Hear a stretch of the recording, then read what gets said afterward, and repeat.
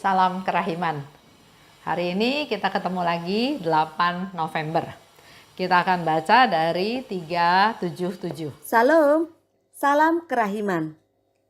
Senang sekali saya Teresia Liliana diberi kesempatan oleh Ibu Esterina untuk membacakan dan berbagi dari buku harian Santa Faustina nomor 377. Menarik sekali bacaan hari ini dari pengalaman iman Suster Faustina yang dia tuliskan dalam buku hariannya. Saya bacakan ya. Mengenai pengakuan dosa, kita harus memetik dua macam manfaat dari pengakuan dosa. Pertama, kita pergi ke pengakuan dosa untuk disembuhkan. Kedua, kita pergi ke pengakuan dosa untuk dididik. Seperti seorang anak kecil, jiwa kita memiliki kebutuhan lestari akan pendidikan. Ya Yesusku, aku memahami kata-kata ini sedalam-dalamnya. Dan aku mengetahuinya berdasarkan pengalamanku sendiri, bahwa atas dasar kekuatannya sendiri, jiwa tidak akan maju. Ia akan bersusah payah dan tidak melakukan apa-apa untuk kemuliaan Allah. Ia akan terus-menerus sesat sebab pikirannya digelapkan dan tidak tahu bagaimana mencermati masalah-masalahnya sendiri. Aku akan memberikan perhatian istimewa kepada dua hal. Pertama, dalam melakukan pengakuan dosaku, aku akan mengutamakan dosa yang paling merendahkan diriku. Juga kalau dosa itu akan tampak remeh. Tetapi itu sangat berat bagiku. Dan karena alasan itu, aku akan mengatakannya. Kedua, aku akan mengamalkan penyesalan, bukan hanya selama pengakuan dosa, tetapi selama pemeriksaan batin. Dan aku akan membangkitkan dalam diriku suatu sesal sempurna, khususnya ketika aku pergi tidur. Satu kata lagi, jiwa yang sungguh mau maju dalam kesempurnaan harus mematuhi secara ketat nasihat yang diberikan oleh pembimbing rohani. Semakin besar kepercayaan kita kepadanya, semakin kuduslah kita. Saya ulangi poin pertama, kita pergi ke pengakuan dosa untuk disembuhkan. Saya teringat nasihat dari seorang Romo saat saya menerima sakramen tobat. Romo Dismas Tulolo SY mengatakan kepada saya, pentingnya kita secara rutin dan setia menerima sakramen tobat. Para kudus, santo-santa, sangat mencintai sakramen tobat, sangat setia rutin menerima sakramen tobat. Dan juga Yesus mengatakan, hendaklah engkau sempurna seperti Bapa sempurna. Kuduslah engkau sebab aku kudus. Sambil Romo memperagakan kedua telapak tangannya. Tangannya dikepalkan, ia dikatupkan seperti orang tinju. Ini menggambarkan Yesus yang kudus, sedang kita atau saya ini orang berdosa, sulit menyatu. Bagaimana mungkin yang kudus dan suci, yang berdosa bisa menyatu? Nah, untuk bisa menyatu, kita harus rajin, harus rutin menerima sakramen tobat. Romo juga mengatakan ada doa atau penyakit yang tidak dapat disembuhkan karena terhalang oleh dosa. Setelah menerima sakramen tobat, pintu kerahiman atau berkat kesembuhan mengalir dari hatinya yang kudus, dari tangannya yang penuh kuasa, dan menyembuhkan. Peristiwa ini juga bisa kita lihat atau kita alami pada saat sakit, sebelum menerima sakramen perminyakan orang sakit dan ekaristi. Ini bagi orang yang sadar atau bagi yang masih bisa menerima sakramen tobat. Sering Romo mengajak untuk mendahulukan menerima sakramen tobat, baru perminyakan orang sakit dan ekaristi.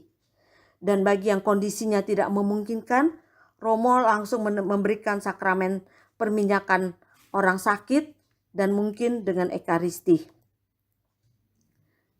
Ini yang diberikan Romo ketika mama saya sedang sakit. Nah, ini yang dimaksud Santa Faustina di tulisannya tadi. Sakramen tobat menyembuhkan. Dan kita juga tahu Santa Faustina rutin menerima sakramen tobat. Dan dia mengalami mujizat penyembuhan atau kekuatan dari Tuhan lewat sakramen tobat dan ekaristi.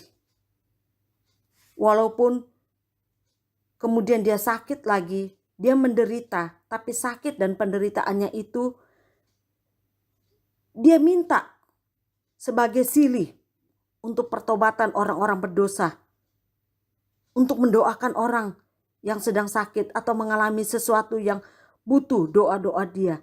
Nah, sebagai silihnya itu dia mengalami sakit. Tapi kita lihat dia begitu mencintai sakramen tobat. Di masa pandemi ini kita tidak bisa menerima sakramen tobat. Biasanya seperti nasihat Romo Dismas, saya sebulan sekali menerima sakramen tobat. Baik di paroki, ya ketika Romo masih ada, ketika sekarang ya ganti Romo, ganti cara dan aturan. Ya saya mau membagikan sebelum masa pandemi, ketika mengikuti misa dan adorasi di TKKI, saya selalu datang pagian untuk ikut antri menerima sakramen tobat. Karena saya orang berdosa, saya membutuhkan sakramen tobat. Ketika Romo Dismas sudah pindah, karena nasihatnya itu yang mendidik saya, yang mengingatkan saya pentingnya sakramen tobat. Jadi saya selalu berusaha untuk rutin menerimanya. Dan saya bersyukur berbagai kesempatan, ya saya meyakini Tuhan yang menghendakinya. Ya saya punya pengalaman, pernah saya menunggu teman di salah satu gereja, sambil menunggu dia WA saya, dia naik kereta, posisinya masih jauh. Saya melihat, aduh masih jauh, lebih baik saya masuk ke gereja untuk berdoa. Tapi ternyata dalam gereja, putra Atta yang senior sedang melatih yang junior. Karena merasa nggak nyaman dan terganggu, saya keluar. Ya, saya seperti mendapatkan satu bisikan, lebih baik saya menerima sakramen tobat. Saya melangkah ke sekretariat. Saya bertanya ke ibu yang bertugas di sana. Saya ingin ketemu Romo. Saya mau menerima sakramen tobat. Setelah ditanya dari paroki mana dan segala sebagainya, kemudian ibu itu memanggil Romo. Setelah mendapat jawaban Romo bersedia, saya keluar, saya memeriksa batin, menyiapkan diri saya untuk menerima sakramen tobat. Dari dosa yang paling remeh, tapi itu sangat berat bagiku. Saya bersyukur, hari itu saya sangat bersyukur. Nasihat Romo itu sangat mendidik saya. Seperti seorang anak kecil, saya yakin Tuhan yang hadir dalam diri imam itu yang bicara langsung kepada saya. Dan saya tidak menyangka saya diajak Romo itu masuk ke dalam kapel di pasturan. Di mana dalam kapel itu, di depan tabernakel, Romo itu menerimakan sakramen tobat kepada saya. Saya menyadari dan saya yakin Yesus sungguh hadir. Yesus menasihati saya, menegur saya, menyentuh saya, menguatkan saya. Dan saya yakin itu Tuhan mendidik saya seperti seorang guru mendidik anaknya. Seorang ayah mendidik anaknya. Itu yang Tuhan lakukan kepada saya. Di masa pandemi ini, terakhir pengakuan dosa saya 30 Juli yang lalu. Ya, 3 bulan yang lalu. Itu juga saya menggunakan kesempatan. Romo di paroki kami akan dipindahkan. Saya WA Romo itu sambil memberikan kenang-kenangan buat Romo. Saya meminta, Romo, apakah boleh saya menerima sakramen tobat? Saya sudah lama tidak menerima sakramen tobat. Saya bersyukur Romo mau. Jadi saya boleh menerima sakramen tobat. 30 Juli itu saya menerima sakramen tobat. Dan nasihatnya sangat menguatkan saya.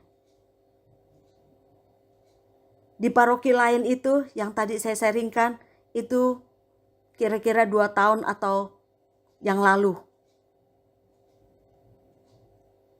Walaupun sudah lama, nasihat Romo itu bagi saya sangat menguatkan saya dan mendidik saya.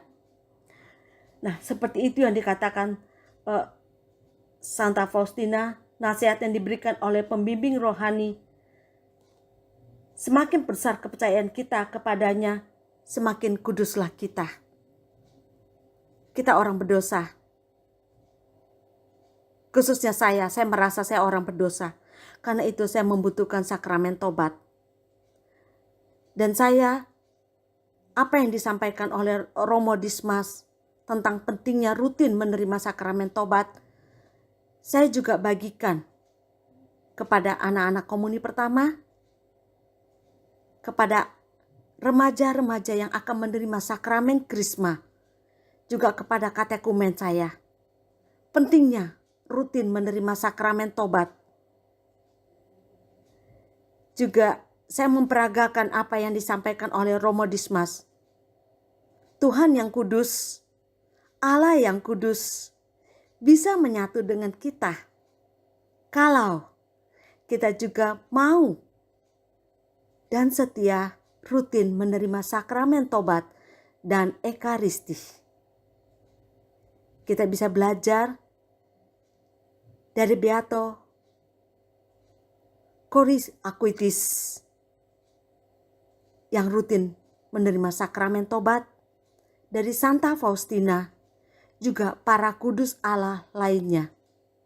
Mereka bisa menjadi kudus, bisa menjadi santo dan santa karena mencintai sakramen tobat dan ekaristi dan juga amal kasih lainnya. Demikian sharing saya. Terima kasih Ibu Esterina. Terima kasih semua. Salam kerahiman. Tuhan memberkati. Tadi kita sudah dengar ya sharing dari Ibu Teresia Lili. Dia sebagai devosan kerahiman sudah sejak tahun 2006. Termasuk dalam umat paroki Hati Santa Perawan Maria Tidak Bernoda di Tangerang. Kegiatannya dia sebagai katekis, juga pernah jadi sekretaris di KKI KAJ beberapa waktu yang lalu, dan sekarang dia sebagai humas ya. Orang yang paling sibuk, yang paling banyak koneksinya dengan komunitas-komunitas lain yang ada di KAJ. Dia katakan bahwa dia secara rutin menerima sakramen tobat 1 bulan 1 kali ya. Tapi karena masa pandemi seperti sekarang ini, maka kegiatan tersebut otomatis tertunda. Tapi dia selalu memanfaatkan waktu yang ada untuk sedapat mungkin menerima sakramen tobat. Di dalam ceritanya, pada waktu dia menunggu temannya menegur dia, kita bisa mencontoh ya apa yang dilakukan oleh Teresia Lili ini. Jadi walaupun di tengah kesibukan, walaupun dia sedang menunggu teman, tapi dia selalu berusaha memanfaatkan waktu dengan sebaik mungkin, dengan seefektif mungkin, dan bukan untuk hal-hal yang sepele, tapi fokus ke Tuhan. Berdoa, cari romo, terima sakramen tobat. Jadi banyak hal yang dia terima, bahkan dia bisa bersyukur. Nah, kalau kita bicara manfaat dari sakramen tobat, seperti tadi dikatakan ya, kita menerima sakramen tobat itu untuk disembuhkan dan untuk dididik.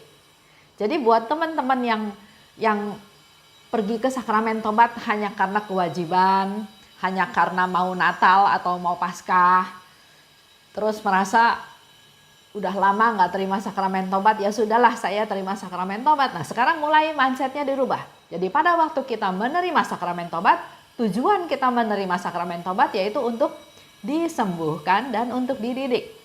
Kalau saya mengumpamakan seperti contohnya misalnya saya sakit, saya pergi ke dokter. Bukan hanya pikirnya saya harus bayar uang, bukan pikirnya saya nanti bakal dapat obat, tapi pemikirannya adalah saya sakit, saya mau disembuhkan. Saya pergi ke ahlinya supaya badan saya sehat lagi. Dan mempelajari juga sebab sakit saya itu apa.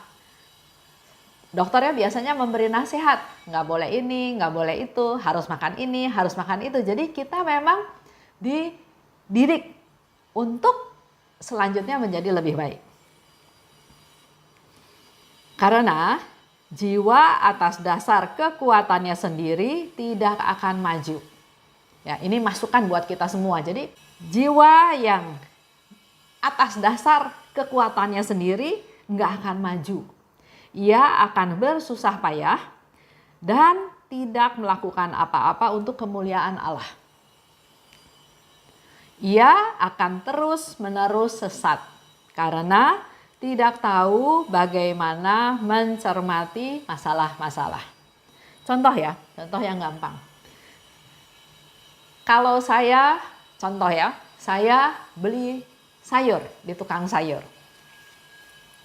Saya beli dengan uang yang saya keluarkan, saya ingin dapat yang terbaik.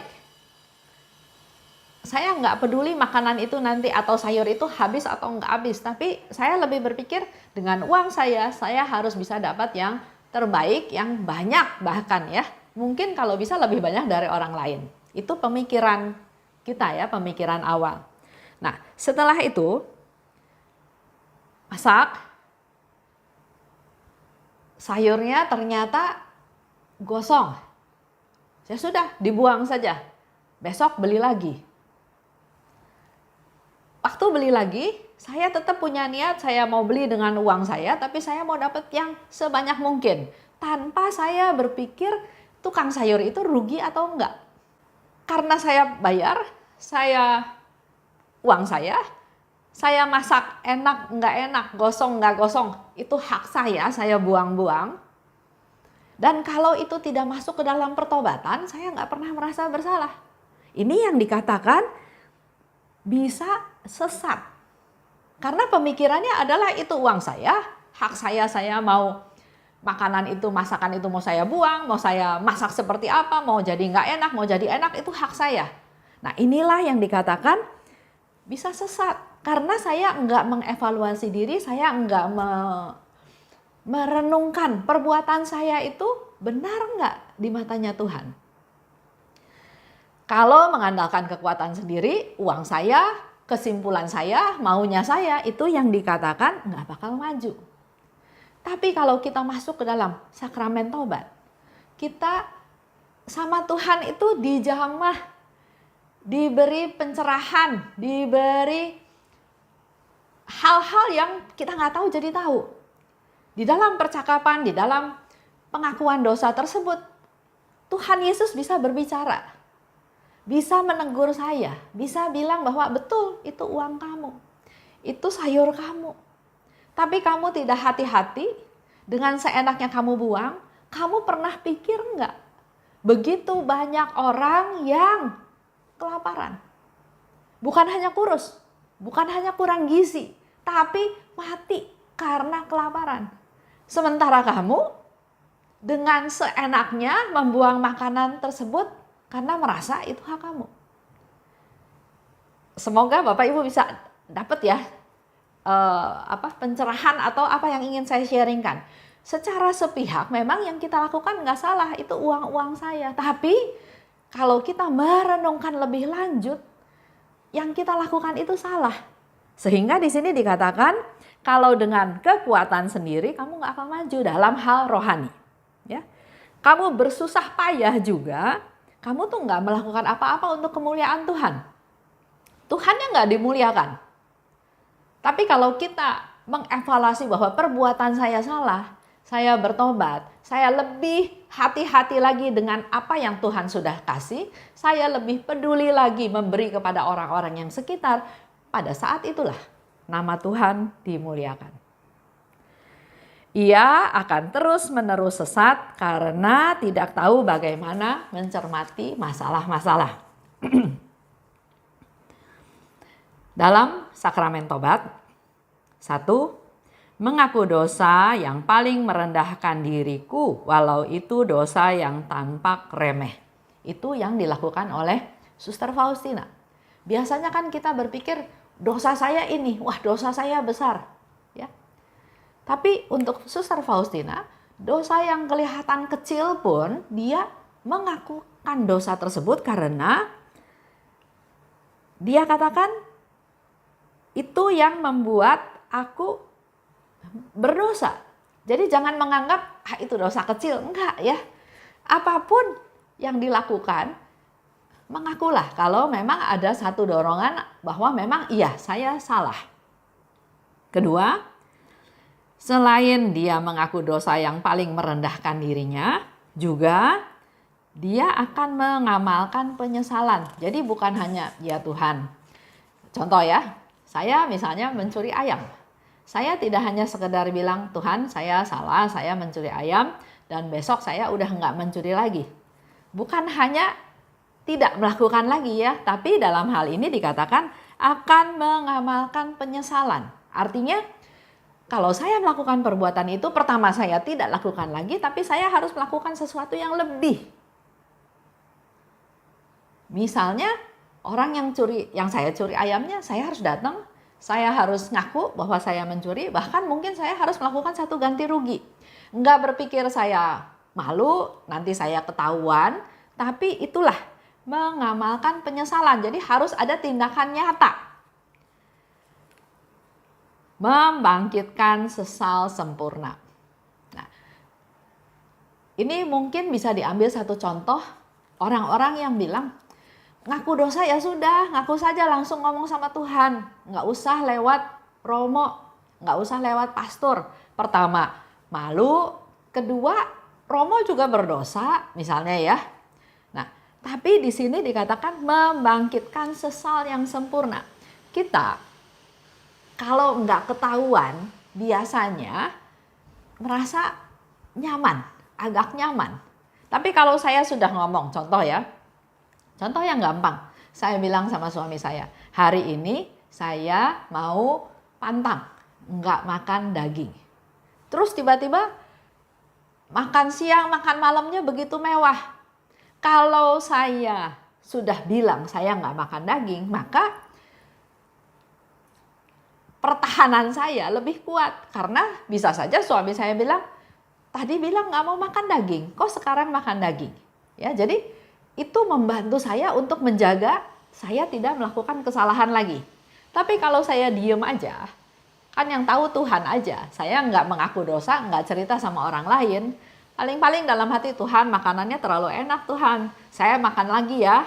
Jadi saya daging tetap makan. Besok saya baru mulai pantang. Tergoda dan godaan itu menjadi menguasai saya karena nggak ada yang tahu. Itu yang saya mengerti ya. Jadi dengan menerima sakramen tobat, kita sungguh-sungguh datang pada Tuhan, rendah hati, mengakui kesalahan, tapi sekaligus juga mohon kekuatan dari Tuhan supaya saya nggak berdosa lagi. Dan kalau saya sudah ngomong dengan suara, kedengeran juga sama telinga sendiri, dan sudah ada orang lain yang tahu, walaupun pastor nggak boleh ngomong sama siapa-siapa, tapi itu membuat saya menjadi lebih bisa bertekad untuk melaksanakan apa yang sudah saya katakan. Itu buat saya ya. Jiwa yang sungguh mau maju dalam kesempurnaan harus mematuhi secara ketat nasihat dari pembimbing rohani. Semakin kita percaya, kita semakin kudus. Memang dianjurkan buat kita semua, kita harusnya punya pembimbing rohani. Karena setinggi apapun ilmu kita atau iman kita, tapi kita tetap manusia. Kita tetap manusia yang tidak sempurna, manusia yang serba terbatas. Oleh sebab itu tetap kita butuh pembimbing rohani. Dan di sini dikatakan untuk jiwa yang sungguh mau maju dalam kesempurnaan harus mematuhi secara ketat nasihat dari pembimbing rohani. Jadi nasihat itu harus diikuti dengan ketat, bukan ditawar atau bukan ya kalau saya suka saya ikut, kalau saya nggak suka saya nggak ikut. Bukan seperti itu ya. Ini syarat untuk maju dalam kesempurnaan. Perlu ketaatan, perlu kerendahan hati. Semakin kita percaya, kita semakin kudus. Jadi dengan kita sharing atau kita meminta nasihat daripada Bapak pengakuan atau pembimbing atau yang dituakan, kita belajar ketaatan. Kita belajar kerendahan hati, bukan sok semuanya saya tahu ya, tapi kita perlu pendapat orang, kita perlu nasihat dari orang lain, dan itu juga menunjukkan ketidaksombongan kita. Kita tutup ya dengan doa penutup. Dalam nama Bapa dan Putra dan Roh Kudus, amin. Allah Bapa yang maha baik, terima kasih atas rahmat-Mu pada hari ini, di mana Engkau kembali mengingatkan kami akan pentingnya sakramen tobat. Sakramen tobat itu bukan hanya sekedar kami datang mengaku dosa-dosa kami dan kami diadili karena dosa-dosa tersebut, tapi yang terpenting adalah dengan kami menerima sakramen tobat itu menjadikan kami juga orang-orang yang rendah hati, mengakui kelemahan kami, mengakui kesalahan kami, dan kami membutuhkan Engkau Tuhan. Karena melalui sakramen tobat kami dididik, kami disembuhkan. Tumbuhkanlah rasa cinta kami Tuhan untuk rajin-rajin menerima sakramen tobat. Dalam masa ini memang hal tersebut tidak dapat kami lakukan. Tapi semua ini kami mau percayakan padamu Tuhan, Engkau pasti akan memberikan yang terbaik kepada kami. Kami juga mau berdoa secara khusus untuk Teresia Lili yang sudah bercerita, sudah men-sharingkan pengalaman hidupnya yang begitu panjang lebar, yang begitu detail, di mana semuanya itu dia ungkapkan sebagai rasa syukur atas penyertaan-Mu, atas pemeliharaan-Mu. Walaupun dia merasa ditegur Tuhan, tapi justru teguran itu menunjukkan bahwa Engkau mengasihi dia, Engkau memelihara dia, Engkau mendengarkan dia. Berkati Lili dan keluarganya Tuhan, juga terutama ibunya Lili yang baru meninggal beberapa bulan yang lalu. Kiranya Engkau mengampuni segala dosa dan kesalahannya, dan supaya mamanya dari Lili ini boleh segera menikmati hidup kekal bersama Engkau di surga. Dan Engkau menurunkan rahmat berkat untuk Lili dan keluarganya, agar selalu ada di dalam pemeliharaan-Mu, dalam perlindungan-Mu, dan limpah berkat untuk mereka semua. Kemuliaan kepada Bapa dan Putra dan Roh Kudus, seperti pada permulaan, sekarang, selalu, dan sepanjang segala abad. Amin. Dalam nama Bapa dan Putra dan Roh Kudus. Amin. Salam kerahiman.